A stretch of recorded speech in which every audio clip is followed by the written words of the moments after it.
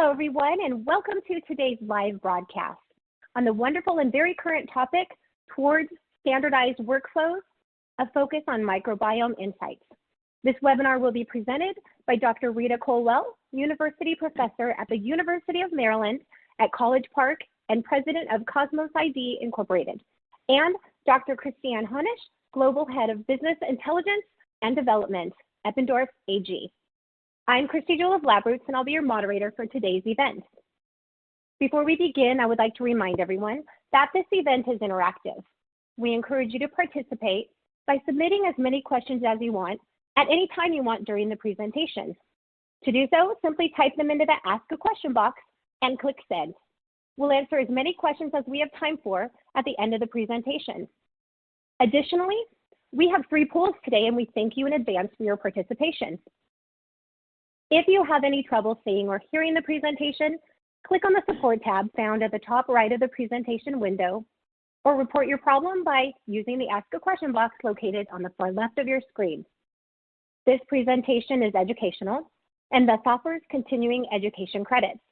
Please click on the Continuing Education Credits tab located at the top right of your presentation window and follow the process to obtain your credits. Now I'd like to introduce today's presenters. Dr. Rita Colwell is a distinguished university professor at the University of Maryland at College Park and president of CosmosID Incorporated. Her interests are focused on global infectious diseases, water, and health. She has authored or co-authored 19 books and more than 800 scientific publications. Dr. Colwell developed an international network to address emerging infectious diseases and water issues, including safe drinking water for both the developed and developing world, in collaboration with Safe Water Network, headquartered in New York City. Dr. Christiane Honisch is the head of Global Business Intelligence at Eppendorf and has over 15 years of experience developing assays and cutting-edge technology for life science applications with a focus on genomics and microbiology. Prior to her position at Eppendorf, Hamburg, Germany, Dr. Honisch was Director of Microbiology Markets at Illumina in San Diego and Director of Infectious Disease Research at Roche Molecular Diagnostics, San Francisco. For complete biographies on our speakers, please visit the Biography tab at the top of your screen. Now let's get started. Dr. Colwell and Dr. Honisch, the stage is yours. Yeah, thank you very much for the introduction, and welcome to this webinar discussing the benefits of standardized workflows and the data analysis and microbiome research. So the world of microbiome research is an area which is no longer owned strictly by microbiologists, but by cross-functional fields of expertise, including computer science, oncology, immunology, forensics, agriculture, and many more areas, which association with the composition and function of microbes are revealed. So we see an explosion of microbiome science in front of us.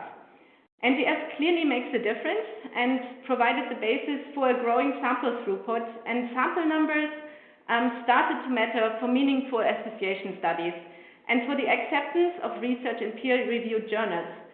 This is a time where you want to use the same sample preparation as your KOLs, like the laboratory which Rita is running, and get an easy entry into accepted protocols and automated sample preparation. At the end of this introduction, we are taking a few steps further beyond NGS and briefly look at how the scientific community turns outcomes of microbiome association studies into applications for influencing the microbiome as well. So microbes have populated and dominated and shaped our planet and inhabitants. As you can see from this diverse pictures, the health of our planet's environment and its inhabitants are absolutely dependent on their microbial partners in all sorts of areas. Microbiomes purify the water, as you will hear later on from Rita, naturally controlling the flux of nutrients that can regulate the development of stable ecosystems. The human microbiome has become a focus of multi-omics research studies to find out whether changes in the microbiome are the cause of consequence of many human diseases and conditions. Beyond the gut, the human microbiome likely affects all organs through the immune system, circulatory, and the nerve system, including communicating with our brains and affect our behavior and cognitive recognition. In addition to that, there are studies in the environment through oil drilling and bioproducts as well. So NGS make metagenomic studies successful. They facilitate the identification and taxonomic diversity of microbiota, and the number of publications not limited to NGS in this slide, but they include also metabolomics, proteomics, and culture are exponentially growing. We live in an era where microbiome insights make a clear difference, and where microbiome has become a familiar subject even to the general public, and we hear that in the media. So a multitude of consortia on a regional and global scale have been formed, and sample numbers, as I mentioned before, per study are increasing, and the standardization of workflows becomes thus an integral part of data comparability across the research community. So if we look at standardized workflows, there are some key benefits, which are decreasing the margin of human error in the laboratory, optimizing automated sample processing, better accuracy and quality of lab results, comparability of results at a global scale, especially when you look at these consortia, cost reduction of retesting, efficient training of your workflows, and alleviating issues of liquid handling stress. So I would like to take you through an example now that shows where a standardized workflow makes a difference for data comparability. So the study is a long-term exploration of the response of the human gut microbiome in response to different immune genes being knocked out. Each of the colors in this chart represents a different knockout, and the spheres, which are circled here, show the alpha diversity of the gut microbiome of the mice within the different groups, which I'm explaining in a minute. Wild-type animals from 3 mouse vendors show up as distinct clusters on the right-hand side in green, orange, and purple. Mixtures of the stool of these 3 mice were used to inoculate knockout animals in this study. So knockout mice were initially treated with antibiotics to wipe out their gut microbiome, and that's shown on the left-hand side in the blue sphere, whereas mice which were used as controls pre-antibiotics are shown in the black spheres. The middle part shows the study outcome overall on a time scale after the treatment, after the microbiome was wiped out and after the treatment with the artificial stool. What I would like to draw your attention to, though, is the bottom red sphere, because overall samples were processed using automated liquid handling, and controls were included into each plate and used as a part of the automated standardized process.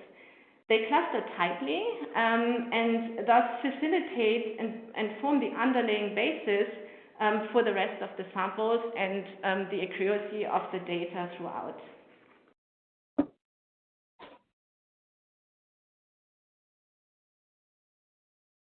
So next, I would like, from this introduction, go into a little bit of a deeper dive into the overall workflows in microbiome analysis. So everything starts with a sample collection, a specimen collection, and those can come out of different sample types, like stool, like skin, And these samples need to be stored and ideally managed, and in the ideal world, using a digitalized system for managing those gametes of samples which pile up in different laboratories. The middle part, the middle two workflows then are facilitating analysis through sample processing for genomic screening supported by NGS in the top middle one lane, and sample processing for metabolomics and proteome studies, which are majorly supported nowadays through mass spectrometry analysis. And lastly, consortia-based culture or microbial isolation is facilitated through dilution in culture all the way to the production scale and harvesting. And that's the follow-up stage once we know what's in the microbiome sample and we would like to culture individual cells, or we want in the end like to change and affect the microbiome. Stepping a little deeper, before I do that, actually, before I step a little deeper, I would like to get some of your feedback on the workflows and ask you to interact. Which of the steps of the microbiome workflow is most relevant to you? Sample storage, next generation sequencing, mass spectrometry, or cell culture?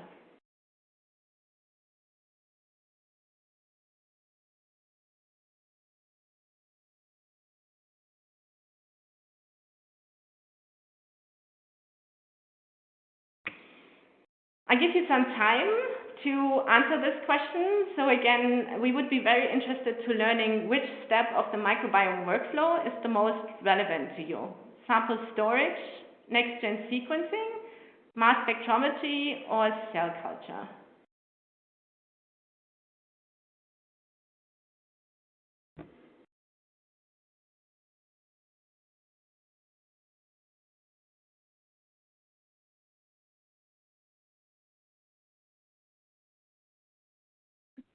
We see some answers coming through, and we are getting some answers. Please continue to give us your feedback. Again, which of the steps, which step of the microbiome workflow is most relevant to you?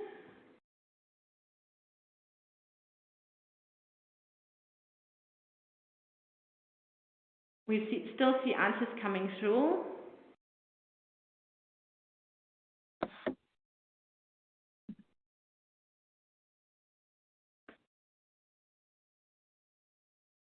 Okay. I hope we're getting all your feedback.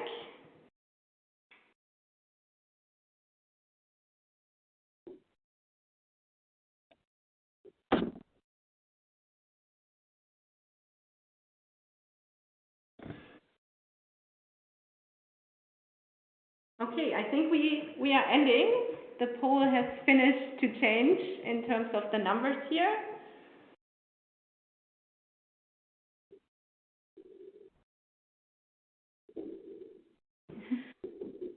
Here got a clear answer now. So most of you seem to be interested in next generation sequencing. And we also see some interest in cell culture, actually, which is something I'm going to tap in at the end of my presentation.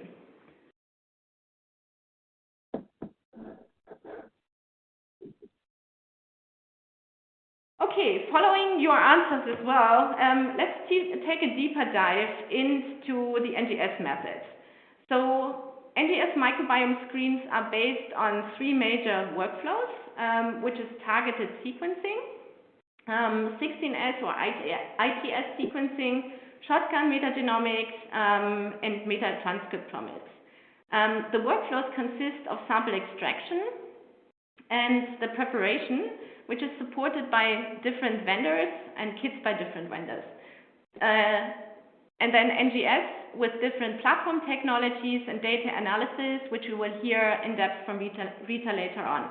The majority of these are supported and pre-programmed on the Eppendorf platform when it comes to sample extraction and library preparation.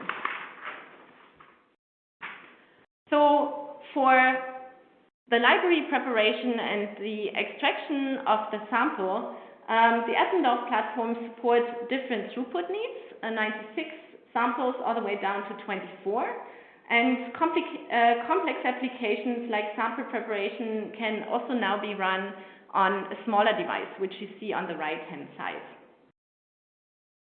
This is facilitated through smart accessories on the instrument, using the vertical deck spaces, smart usage of dedicated deck space, and the use between space and smart accessories.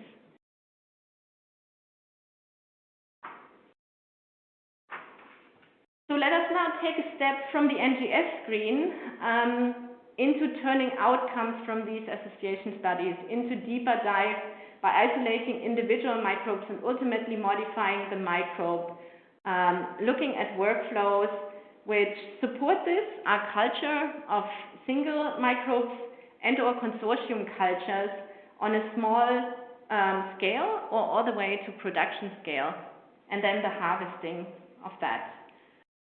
With this, as we saw some interest on that part of the workflow as well, let us ask the next poll question and ask for your participation again. Which is your main pain point doing microbiome experiments? The sample collection, the sample preparation, the sample extraction, NGS library preparation, or data analysis? So I would like to ask you to now take your vote again on the question, which is your main pain point during microbiome experiments? Sample collection, sample preparation, sample extraction, NGS library preparation, or data analysis? And it looks really interesting. Are we getting a shift of the votes now? Again, which is your main pain point during microbiome experiments? Sample collection, sample preparation, sample extraction, NGS library preparation, or data analysis? And it's shifting again. So first movers we had really on the data analysis side, but there seems to be pain points also in sample extraction and NGS library preparation, which is very, very valuable to note and points to that the standardization of the workflow seems to be very, very important. Again, you still have time to vote on these. So now we have about 40% on the whole preparation side of the sample, including extraction and preparation, and we have about the same percentage on the data analysis, which we hopefully address in this webinar.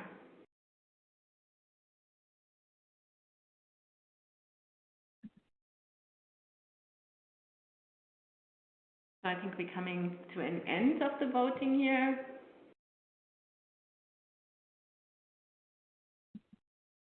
And the final outcome is really that we have about 40% of the participants here who have pain points during the whole sample preparation side. So standardization of the workflow is really important, and 40% on the data analysis, where we will learn more from Rita later on.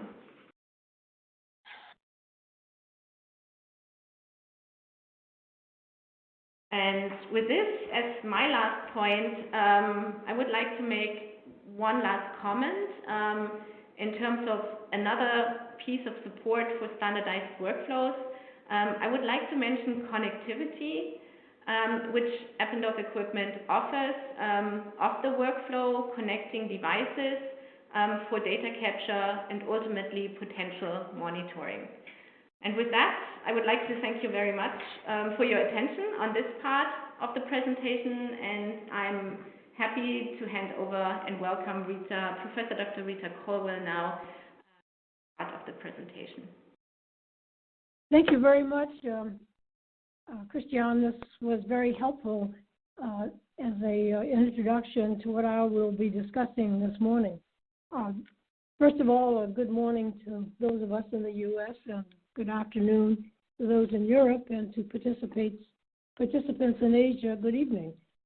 What I'd like to talk about is the fact that we have focused really on how to standardize the microbiome analysis process. As you've just heard, your own interests are very much concerned with the sample preparation and data analysis. But let me just say that we are working really hard at CosmosID to standardize every step of the process. For example, metagenomics is very vulnerable to sample contamination, and we also have to be aware of compositional bias, and therefore standardized workflow is really critical. There are a variety of error sources. The number in a sample can be very small, and certainly sample preparation for sequencing is a major issue. What I'd like to do is point out that the background, I think, for understanding the microbiome is really rooted in fundamental microbiology. And let me give just a bit of a historical perspective. For example, really, we've gone through a series of stages over the last almost 50 years. Way back in the 60s, we were concerned about phenotype. It was just entirely culture. And at that time, I wrote several computer programs that provided a numerical basis for analysis, which we now follow, really, except we use DNA-based composition. But we've gone through the steps of everything from being excited about understanding the composition by bases of nucleic acid, all the way through highly sensitive techniques for detection, including polymerase chain reaction, or PCR. But we're now really in the generation of metagenomics. What's really important is that we're focusing on disease identification of disease agents and understanding infections. And I think waterborne diseases, which is a personal interest of the last 40 years, the waterborne diseases are really global, and they continue to the present. Cholera, for example, there are over 1.5 billion cases every year, and over 1 million, sometimes up to 2 million deaths from the disease. So understanding an infectious disease is really critical. The organism is a simple bacterium. It can easily be cultured, but the effects are devastating in terms of loss of fluid, sodium-potassium imbalance, and dehydration, which can lead to death. We made a very early discovery that the bacterium is naturally occurring in the environment, and its host are plankton, the zooplankton. In fact, you could say that this is a disease that is transmitted by the microorganisms association with plankton in the environment. Work in Bangladesh over the last 40 or 50 years by a variety of investigators, and my own team included, found that, in fact, we could relate the outbreaks of the disease to immediate environmental parameters. The fact is that villagers in the environment drink water directly from streams where it's used at the same time for bathing and, unfortunately, also as a latrine. One of the discoveries we made very early on was that we could only culture a small proportion of the bacteria that are present if you use the direct fluorescent antibody, which is shadowed in green, and the yellow is culture.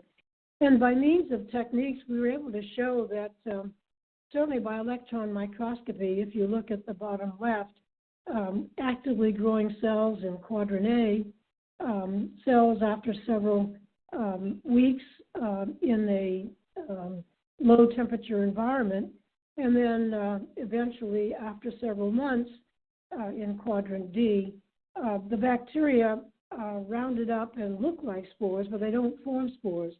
The important point is that by using a very special technique of uptake of radiolabeled substrates, etc., those cells in quadrant D are not dead. They're very much alive, but not culturable. Now, in Bangladesh, we've been able to show that indeed the bacteria are in the environment constantly. They're part of the natural flora. Some of the Vibrio cholerae are luminescent, and some are nitrogen fixers, and almost every one that we've tested have been able to break down chitin, which is the backbone of the host, the zooplankton.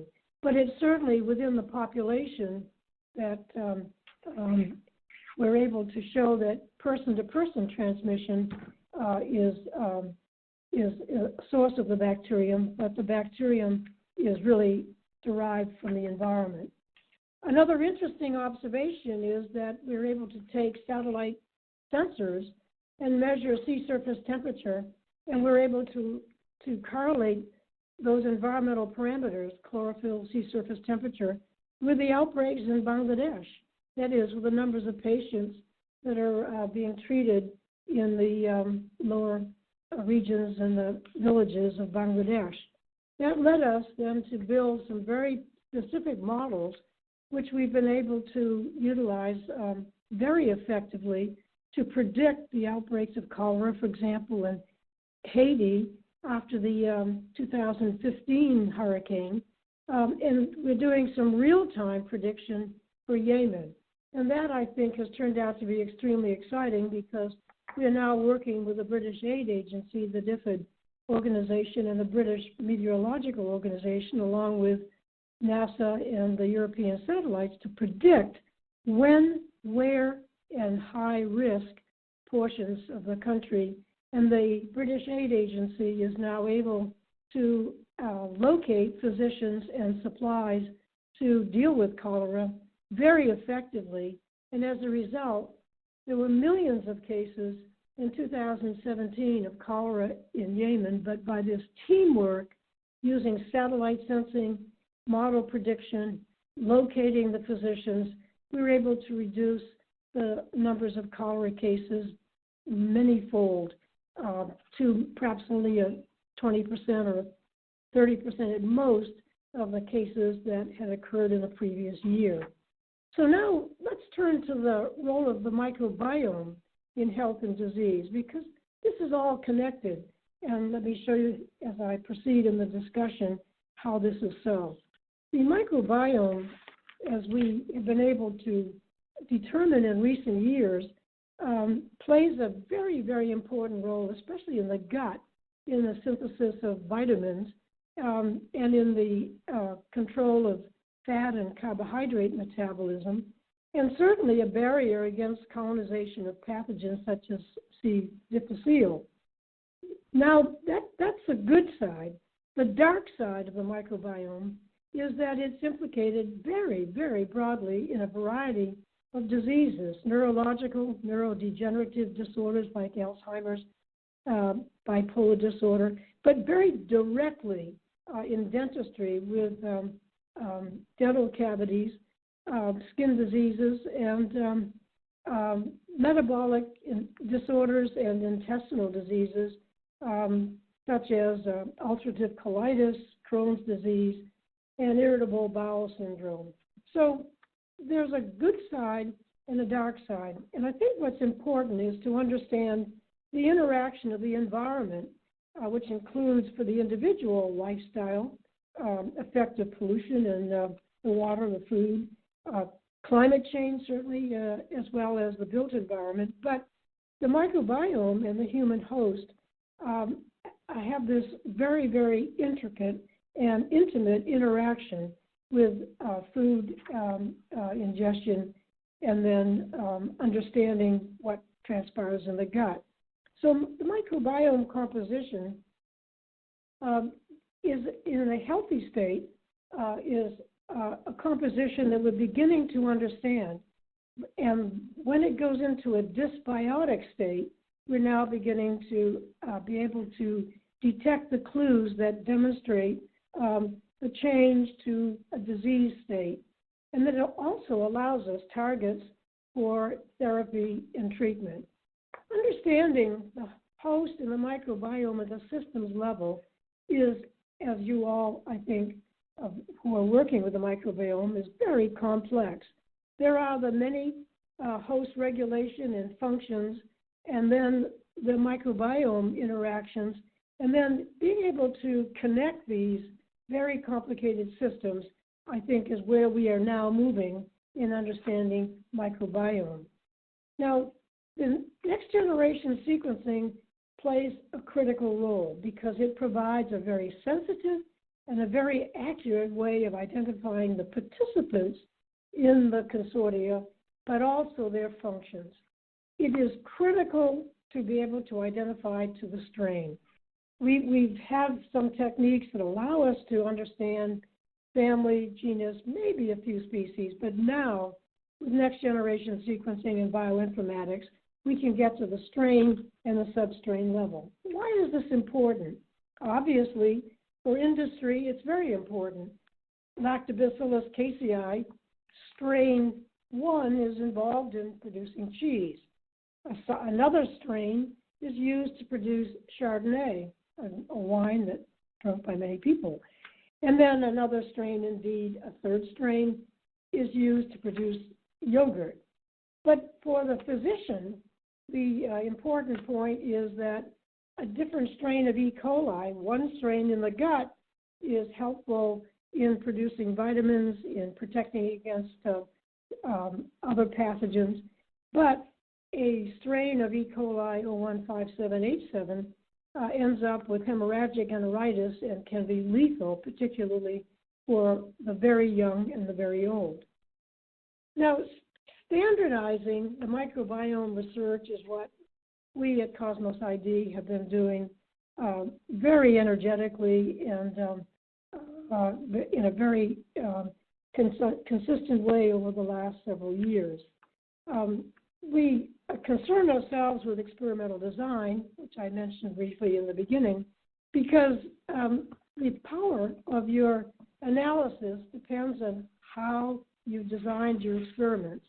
The size of the sample, and certainly the hypothesis that you're testing, and being able to carry out the appropriate analysis of the data is what makes the microbiome so powerful.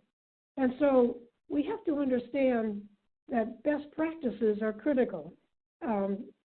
Sample contamination, for example, we now know that reagents that are used will occasionally carry contaminants, and we're able to develop actually a little library of expected or frequently encountered contaminants from reagents. There's also a compositional bias that comes from if you don't standardize the workflow, then you may have a higher or lower concentrations depending on how the sample's treated.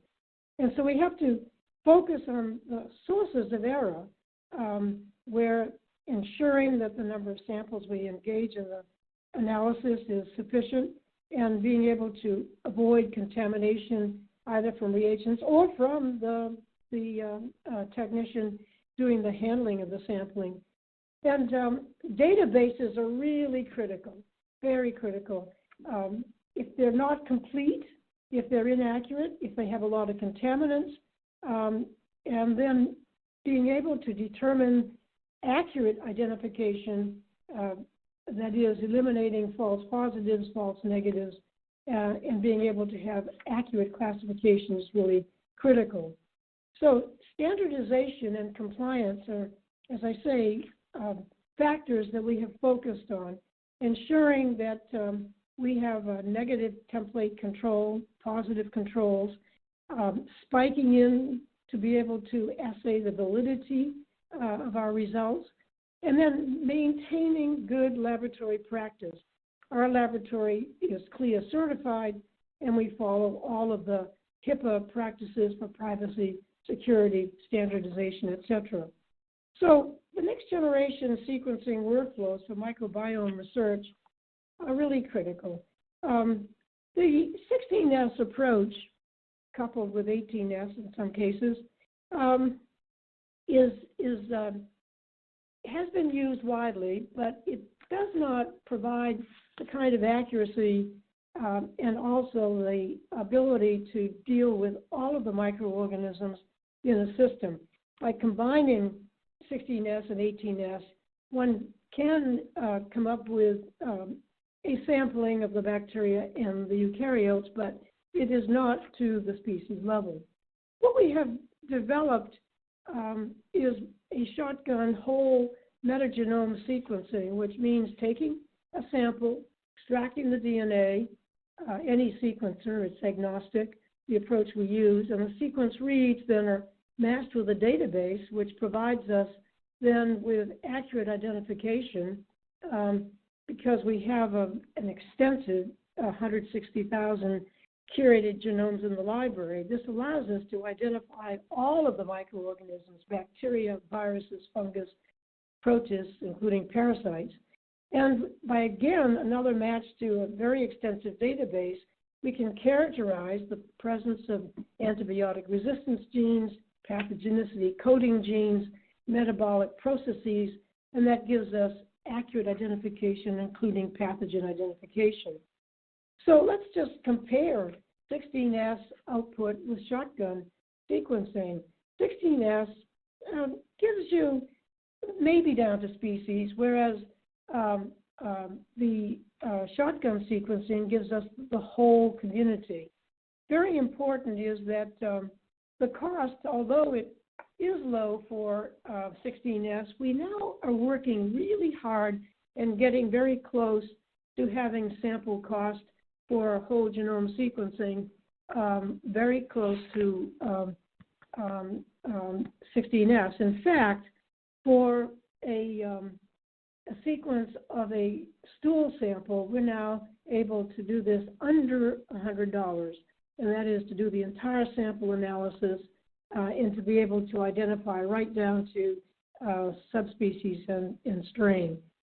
For example, 16S cannot give you antibiotic resistance or virulence factors, plasmids, presence of plasmids, and presence of bacteriophages, whereas the shotgun sequencing can do that.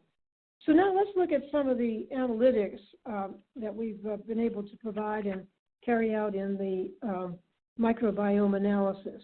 Strain resolution that I keep mentioning is really, really very important, but it's powered by the fact that we have highly curated databases, the world's largest and most comprehensive database, and we spent the last 10 years really curating public, proprietary, and our own data sequences, databases. And now, actually, it says 150,000, but we're close to 160,000 now, genomes, which include bacteria, viral, fungal, and protist genomes, commensals, pathogens, environmental microorganisms, and identification to strain level. The other thing that we're now moving into is machine learning for industry level of sensitivity and precision, but also to link metadata, that is, the intensity of infections with the presence of the microorganisms, the kind of clinical information that one gets for patients, and being able to relate this to the microbiome, but also in a variety of other areas, not just medicine, but also environmental, cosmetics, food safety, etc. Now, the accuracy has been benchmarked, and we are able to identify, if you'll note in the colored portion, that in-house we've been able to compare with a comprehensive benchmarking publication that is listed in the lower left. But if you'll notice in the upper right, it is only the CosmosID which is able to identify right down to strain, species and strain. We've been competing in a variety of challenges, and one of which was organized by Janssen, a company of Johnson & Johnson. We received the highest score in strain level microbial profiling. In fact, it was 60% higher than the next best contender. But that means that it provides accuracy in identification and speed as well. Another independent validation was with the FDA, where we received the highest score for correct identification of species and also of strain. The CosmosID is an app in the cloud, and it's very easy to use, very, very fast, really within minutes once we have the sequence. And you can try it out for free by going to app.cosmosid.com. It's a very, very user-friendly cloud portal, and the output is everything from bar charts to Krona to principal component analysis and heat maps. It's already, the output is provided directly. Let's turn now to some case studies. Of course, my most close to me, my interest is water and environmental safety. So very quickly, we've been analyzing with Orange County Water District in California the capability of analyzing water that comes in from the sewage plant. Because of the drought in California, 50% of the water used in Orange County drinking water treatment plant comes from the sewage plant. So we test the water as it comes in. We test after it goes through microfiltration, reverse osmosis, and we find that indeed the influent water is loaded with microorganisms, including potential pathogens and pathogens, bacteria, viruses, fungal, and even occasionally Cryptosporidium. But by the time it gets through the millipore filtration, what really is left are just the typical water bacteria, iron bacteria, et cetera, that are non-pathogenic and safe. In addition, we find that antibiotic resistance genes are markedly reduced, and we're able to show that by the time it goes through reverse osmosis, antibiotic resistance genes are practically non-existent. Drug development is another area where we've been very interested in doing a study with a group known as Synthetic Biologics, where they have been developing a compound that can be given along with an antibiotic so that the gut at the end does not have, the excess antibiotic is destroyed by the intervention. The side effects of antibiotics we know is to disrupt the healthy microbiota and then leads to secondary infections. But with this treatment, and this study was done in pigs, we're able to show that at the top, this is 7 days before the antibiotic is given, 4 days before the antibiotic is given, then the antibiotic is given, and you see the changes that occurs, the increase in other microorganisms, the decrease in the normal flora, an overgrowth, so to speak.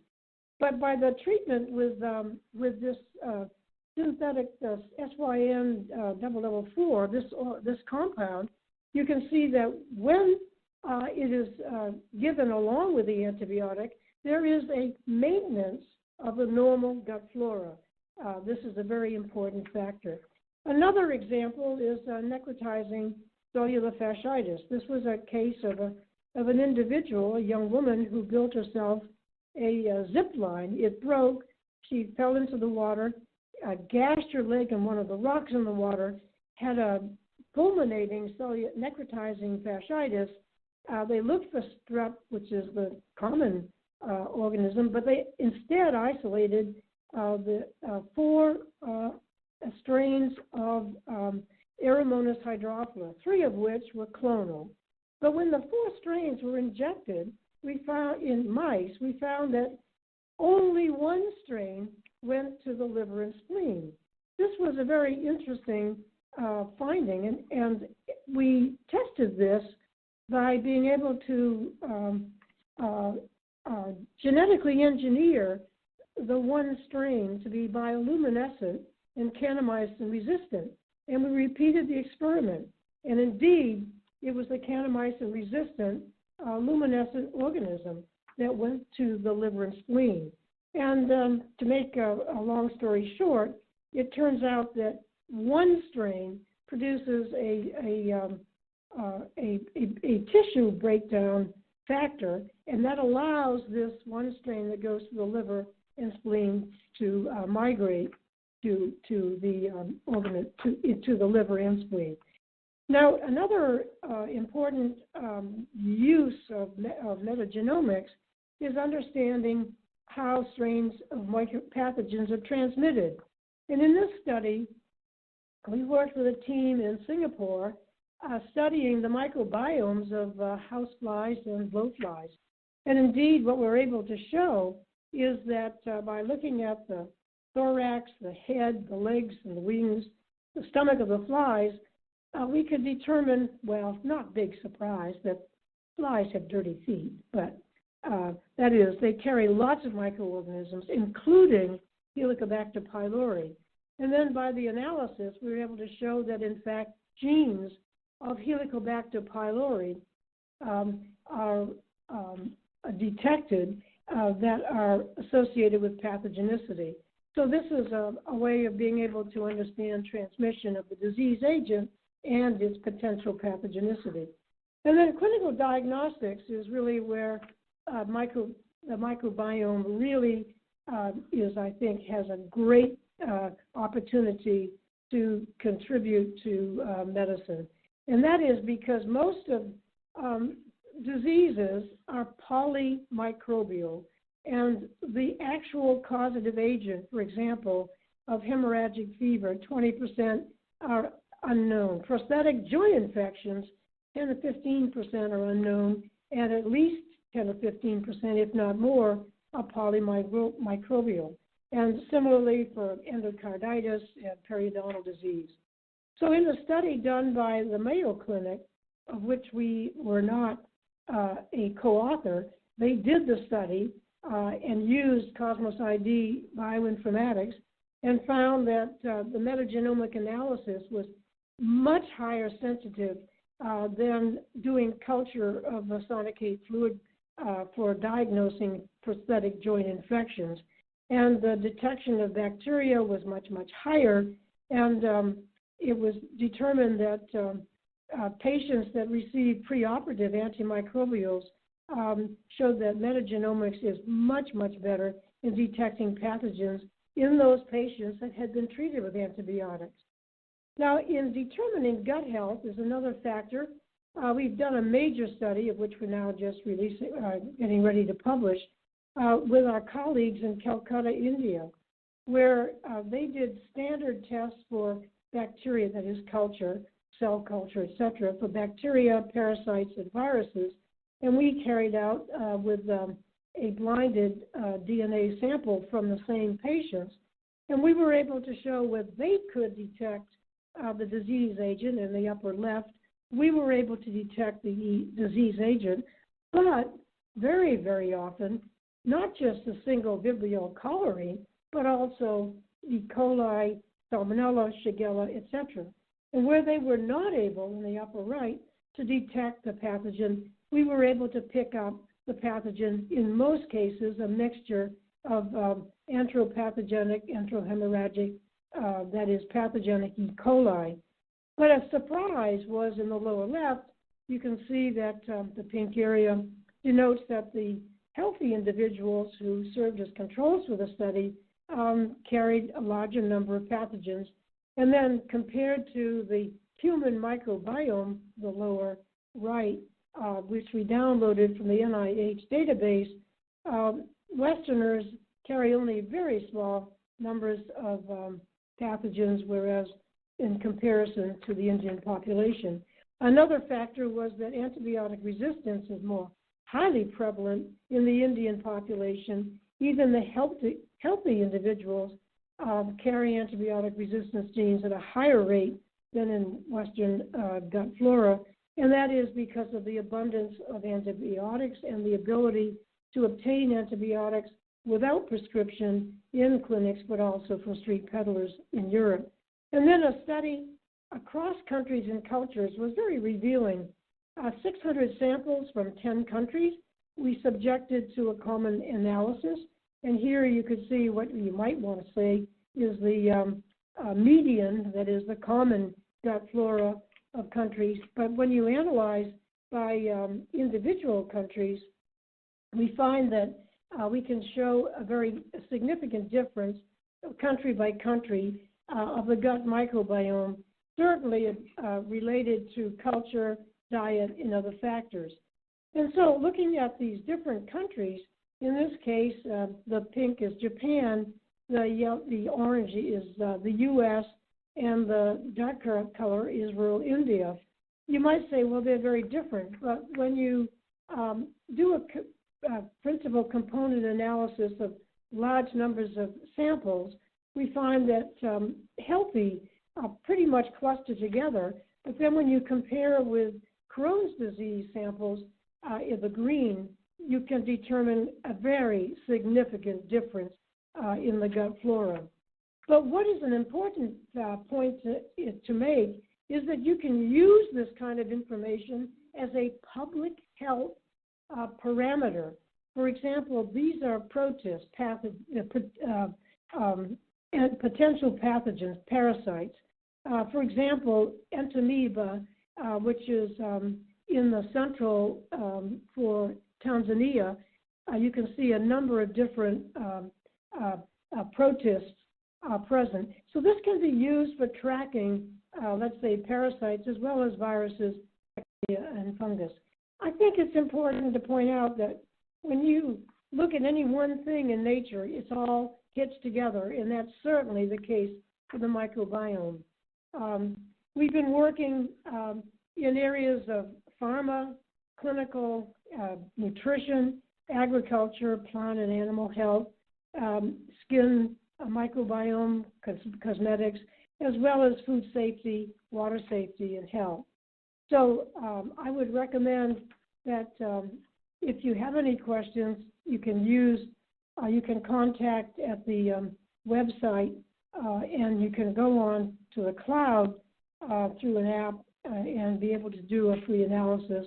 And certainly there are many publications.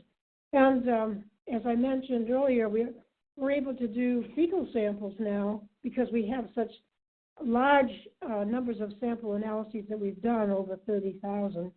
We now can, with 3 million reads, do shotgun sequencing, provide this multiple microbial analysis for $99. The software is very easy to use, and it provides, as I pointed out, sunburst chart that shows your data, a bubble chart that gives you relative abundance of the various components, a donut chart that gives you microbial composition, a tree of relatedness that allows you to determine relationships. And by the way, I should have mentioned, we do our analyses by phylogenetic, not taxonomic, so that makes it much more highly accurate. And you can do diversity through 3D principal component analysis, as I showed from some of the samples just now, and then species richness by box plot chart, and even heat maps are able to in your output, as well as stack bar chart comparison. So my final point is, don't spend time creating basic outputs. Spend your time interpreting your data, because you can get all of the analyses presented through the CosmosID bioinformatics. I thank you very much for your attention. I'm doing this this kind of presentation because this is very exciting, and it's what I'm spending all of my time on these days. Thank you. And questions?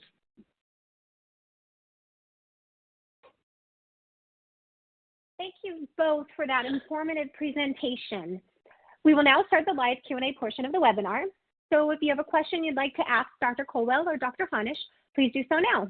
If you haven't already done so, or if you have more questions, use that Ask a Question box located on the far left of your screen. And we'll answer as many questions that we have time for at the, yes, we'll answer as many questions that we have time for. Okay, let's get started. We have so many questions.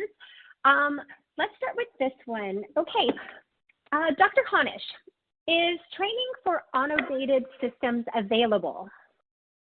Yes, we absolutely offer training with the systems, and as I mentioned before, the NGS methods are mostly already programmed onto the instrumentation, and the feedback we get from our customers, it's actually when we have it in labs where they're graduate students that they pick it up in a day, and they can even program the system in a day because it's that easy.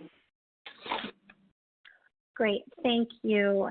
Now, Dr. Colwell, shotgun sequencing sounds great, but what about cost, and how much does it cost to sequence and analyze samples?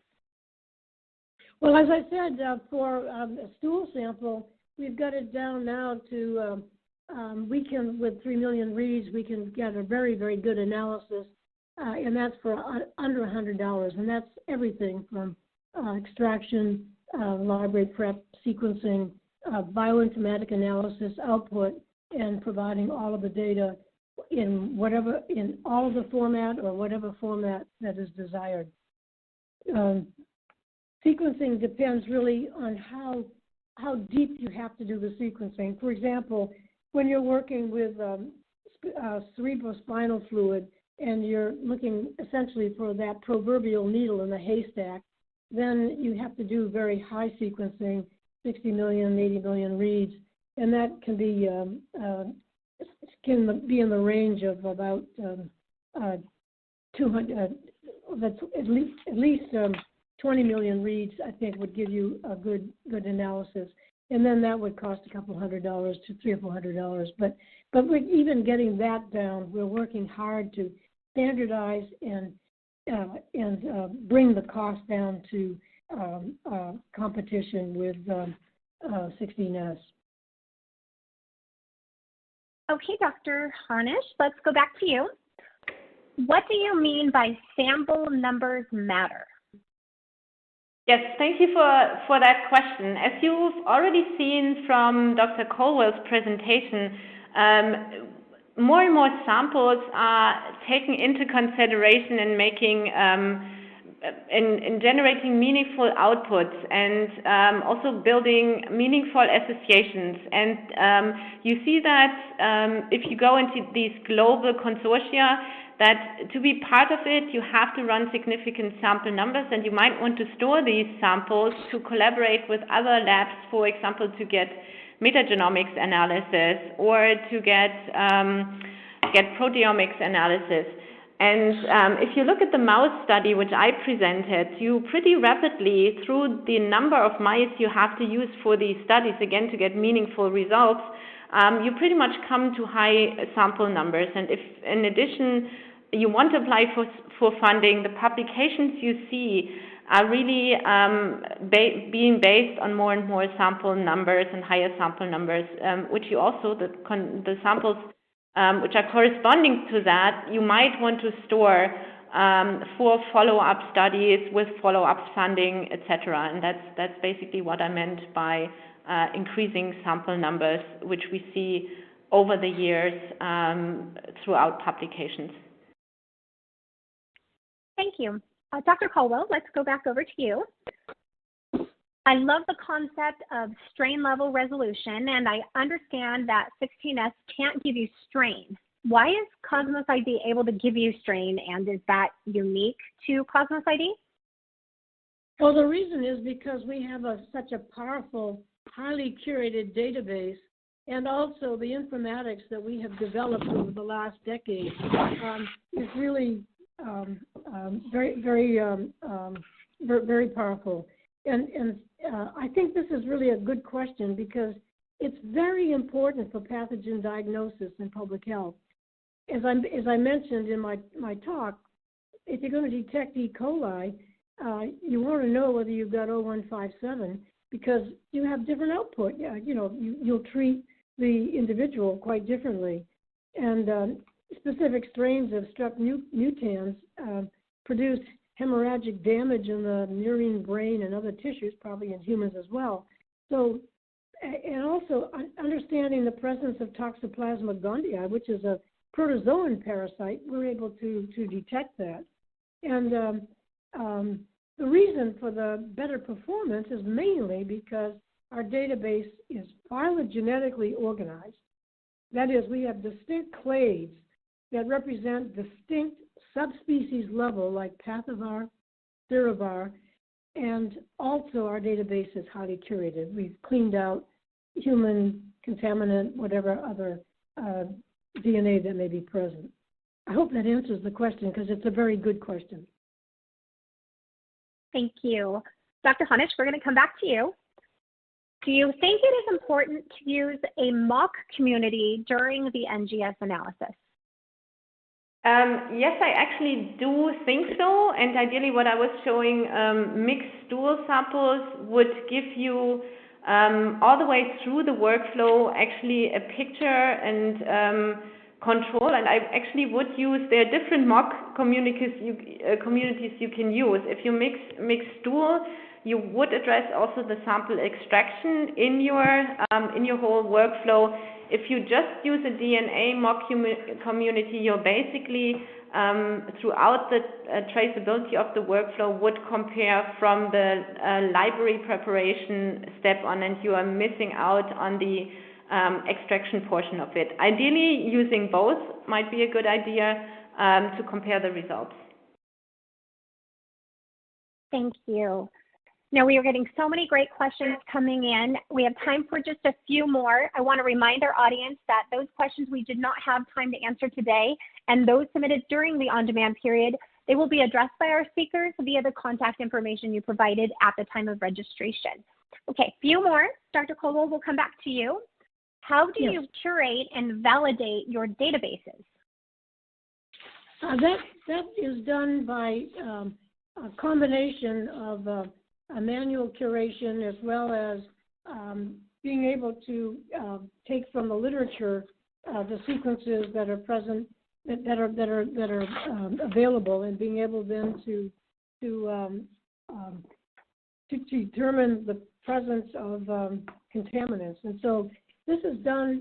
We've spent the last 10 years making sure that the sequences that we've got in our database are free of contaminations. We use mostly publicly available databases, and the genomes from various databases, we screen them very, very carefully for taxonomic accuracy, naming inconsistencies like strain name and ID and isolate number and so forth, because that is one of the reasons that identification by taxonomy is not very effective or as effective as the approach we take. And we screen for contaminated sequences like vectors, adapters, primer sequences, and certainly human DNA sequences is done. Redundant genomes are screened based mainly on assembly statistics. And, you know, this is really critical because understanding whether you have contamination from technician handling or from the reagents is very important. And as I say, we've kind of built our own little database on frequently met up with contaminants from reagents and from technician handling. I hope that answers the question because the database is a very powerful tool. Thank you, Dr. Colwell. And we're going to wrap with this final question. And Dr. Honisch, why is that validation of DNA sequencing data by PCR never heard of? So for the most part, that certainly exists.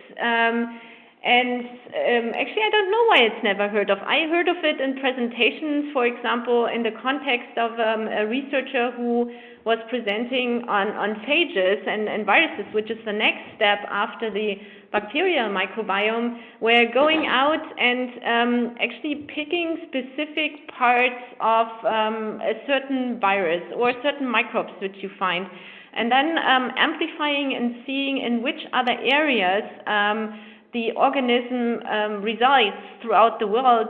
It is actually happening. There's also a big viral project where they started with deep sequencing, identify key viruses which haven't been seen out there, and PCR follow-up is done on that. So it does exist out there.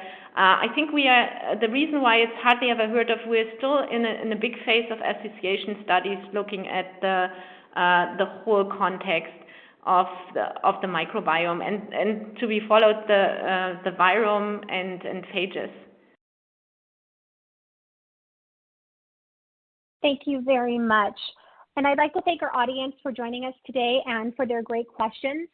Again, questions we did not have time for today and those submitted during the on-demand period will be addressed by the speakers via the contact information you provided at the time of registration. Our final poll will now appear on your screen. We appreciate your participation and your feedback. I'd like to thank Dr. Rita Colwell and Dr. Christiane Honisch for their time today and their excellent presentations. I would also like to thank LabRoots and our sponsor, Eppendorf, for sponsoring today's webinar. For those of you viewing live today, this webcast will be available for unlimited on-demand viewing. LabRoots will alert you via email when it's available for replay, and we encourage you to share that email with your colleagues who may have missed today's live event. Thanks for joining us, and we hope to see you again soon. Have a great day. Bye-bye.